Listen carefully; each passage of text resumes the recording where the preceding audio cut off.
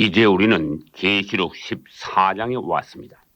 또 내가 보니 보라 어린 양이 시온산에 섰고 그와 함께 14만 4천이 섰는데 그 이마에 어린 양의 이름과 아버지의 이름 쓴 것이 있도다. 아멘.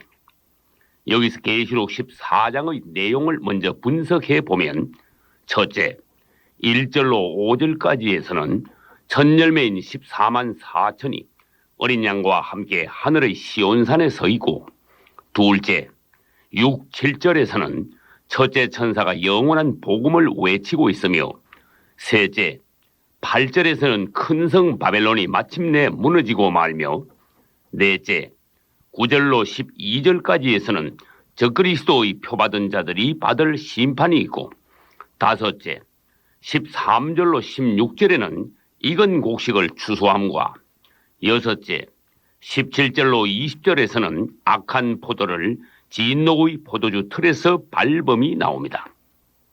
그러면 먼저 1절로 5절까지의 14만 4천에 관하여 상세히 보기로 하겠습니다. 첫째, 계시록 7장의 14만 4천은 이스라엘 12지파 중에서 뽑힌 유대인들의 대표들이지만, 여기 계시록 14장의 14만 4천은 교회 중에서 뽑힌 성도들의 대표들입니다. 둘째, 그들은 이마에 하나님의 인을 맞고 하나님과 어린 양의 이름이 그 이마에 있는 자들입니다. 반대로 가라지와 불신자들은 그 이마에 사탄의 인을 맞고 적그리스도의 이름이 그들의 이마에 있는 자들입니다. 저가 모든 자의 오른손이나 이마에 표를 받게 하니 이 표는 곧 짐승의 이름이나 그 이름의 수라. 아멘. 어떤 물건에 내 이름의 도장을 찍을 때 그 물건이 내 것임을 확정합니다. 마찬가지로 어떤 사람에게 하나님의 인 또는 사탄의 인을 찍을 때 그 사람이 분명히 하나님의 소유 또는 사탄의 소유라는 것이 결정되는 것입니다. 셋째, 14만 4천은 땅의 사람들로부터, 즉 세상으로부터 구속함을 입은 자들입니다. 이 사람들은 사람 가운데서 구속함을 받은 자들이니. 아멘. 당신은 땅에서 살지만 땅을 벗어난 사람이 되어야 합니다. 세상에 누로부터 땅을 기는 자는 뱀을 닮은 자이며, 하늘을 바라보며 독수리처럼 날아오르는 자는 주님을 닮은 자입니다. 땅을 벗어나지 못한다면 결국 휴거되지 못하고 땅에 남게 되며, 그것은 바로 대환란에 들어가 화를 당하게 된다는 것입니다. 땅에 거하는 자들에게 화가 있으리로다. 아멘. 넷째, 14만 4천은 교회에서 처음 익은 열매입니다. 이스라엘의 절기 중에서 초실절에는 곡식의 첫 단을 베어서 하나님께 드립니다. 마찬가지로 교회의 첫 열매인 14만 4천은 먼저 휴거되어 하나님 앞에 드려짐으로써 그들은 하나님의 기쁨과 누림과 만족이 되는 것입니다. 초실절이 첫 단을 베는 절기라면 그로부터 50일째인 오순절, 즉 맥추절에는 본격적인 추수를 하는 절기로서 그것은 13절로 16절에 가서 나옵니다. 다섯째, 14만 4천은 어린 양 예수와 함께 하늘의 시온산에 서 있습니다. 보라, 어린 양이 시온산에 섰고 그와 함께 14만 4천이 섰더라. 아멘. 그들이 시온산에 섰다는 것은 이미 휴거되어서 부활하신 예수처럼 하나님 앞에 드려졌다는 것을 말합니다.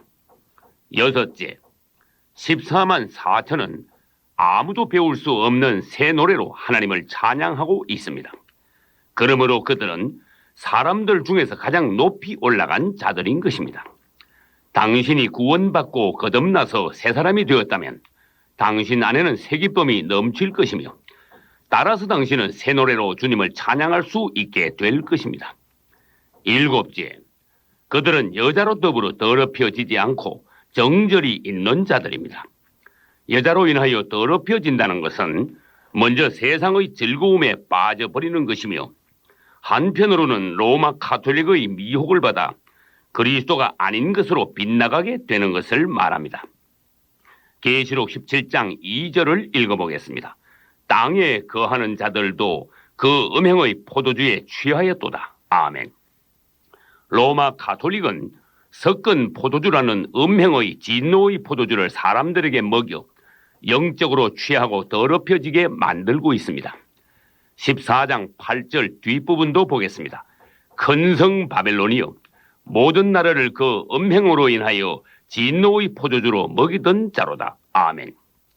여덟째, 14만 4천은 그 입에 거짓말이 없는 진실한 자들이며, 아홉째, 그들은 하나님 앞에서 흠이 없는 자들이며, 열째, 그들은 항상 어린 양을 따라다니는 자들입니다. 소위 예수 믿는 사람이라고 하면서도 생각과 말과 행실이 그야말로 제 멋대로인 자들이 대부분인 이 시대에서 참으로 에녹처럼 주님과 동행하는 자들만이 14만 4천 중에 들 수 있는 것입니다. 땅에 사는 동안 그리스도와 동행한 자들은 그분이 오시는 날 당연히 공중으로 휴거되어 그분과 혼인 잔치할 것이며, 그 후 그분이 지상 재림하실 때도 함께 내려와서 천년왕국을 통치한 후에 영원한 천국인 새하늘과 새 땅의 새 예루살렘 성으로 함께 들어가게 되는 것입니다. 당신이 지금 매사를 당신 멋대로 한다면 결국 그분으로부터 떨어져 나가게 될 것입니다. 이 사람들은 정절이 있는 자라, 어린 양이 어디로 인도하든지 따라가는 자더라. 아멘. 이제 14장 6, 7절로 넘어가겠습니다.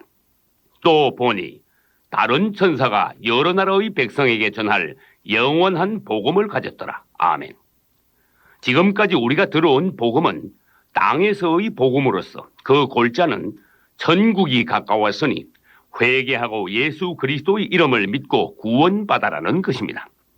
가라사대 때가 찼고 하나님의 나라가 가까웠으니 회개하고 복음을 믿어라. 아멘. 그러나 그리스도께서 재림하실 세상 끝에 가면 복음의 내용이 달라지게 되는데, 그것을 첫째 천사가 전한 영원한 복음이라고 하며 7절에 기록되어 있습니다. 첫째, 하나님을 두려워하라. 즉 그리스도를 두려워하지 말라. 둘째, 그분께 영광을 돌리라. 영광은 영원히 하나님의 것이다. 셋째, 천지를 창조하신 그분을 경배하라. 즉 그리스도의 우상에게 경배하지 말라. 아멘. 이제 14장 8절을 보겠습니다. 또 다른 천사 곧 둘째가 그 뒤를 따라 말하되, 무너졌도다 무너졌도다 큰 성 바벨론이여, 모든 나라를 그 음행으로 인하여 진노의 포도주로 먹이던 자로다. 아멘. 큰 성 바벨론의 심판에 관한 말씀은 계시록 17장과 18장에서 상세히 나옵니다. 창세기 11장에서 시작된 바벨탑의 바벨론은 점차 확대되어 계시록에 와서는 큰 성 바벨론이라는 사탄의 성이 되었습니다. 그리고 그 큰 성 바벨론은 하나님의 왕국의 완성체인 새 예루살렘 성과 대치되는 것입니다. 성경에서 바벨론은 곧 로마입니다. 그리고 큰 성 바벨론이란 종교적 바벨론과 정치적 바벨론을 통틀어 말한 것으로서, 종교적 바벨론이란 음녀인 로마 가톨릭과 그의 음행의 딸들인 기독교의 일부 타락한 종파를 말하며, 또 정치적 바벨론이란 장차 부활하게 될 로마 제국을 가리키는 것입니다. 그러면 큰 성 바벨론은 어떻게 망하게 될까요? 먼저 종교적 바벨론인 로마 가톨릭은 계시록 17장 16절에서 적그리스도에 의하여 진멸될 것입니다. 짐승이 음녀를 미워하여 망하게 하고 그 살을 먹고 불로 아주 살으리라. 아멘. 그리고 정치적 바벨론인 로마와 그 마지막 황제가 될 적그리스도는 예수 그리스도에 의하여 멸망하게 될 것이라고 계시록 18장 21절과 19장 20절에서 말씀하셨습니다. 화이또다 화이또다 이 큰 성이요. 아멘.